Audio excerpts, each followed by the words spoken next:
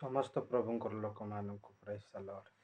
ଆମେ ପ୍ରକୃତରେ ପାପରୁ କେମିତି ବଞ୍ଚିପାରିବା, ପାପରୁ କେମିତି ଆମମାନେ ଉଦ୍ଧାର ପାଇପାରିବା, କେମିତି ଆମ ଜୀବନରେ ପାପ ନ ଆସିବ, ଆମମାନେ ବାକ୍ୟ ଦେଖିବା, ଯାହା ଗୀତ ସଂହିତା 119 ଅଧ୍ୟାୟ ତାର 11 ପଦ।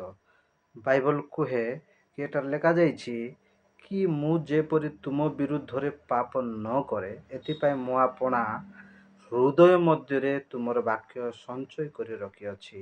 ପ୍ରିୟ ପ୍ରଭୁଙ୍କର ଲୋକମାନେ, ପାପରୁ ବଞ୍ଚିବା ପାଇଁ ଗୋଟେ ଉପାୟ, ଗୋଟେ ମାଧ୍ୟମ, ଗୋଟେ ବିଷୟ, ଯଥାର୍ଥ ବାସ୍ତବ ବିଷୟ କି ଆମମାନଙ୍କର ହୃଦୟରେ ଯେତେ ପ୍ରଭୁଙ୍କର ବାକ୍ୟକୁ ଆମେ ସଞ୍ଚୟ କରି ରଖିବା, ଉପାର୍ଜନ କରିବା, ସେତେ ଆମମାନଙ୍କୁ ପ୍ରଭୁ ସମସ୍ତ ପାପରୁ ଉଦ୍ଧାର କରିବେ।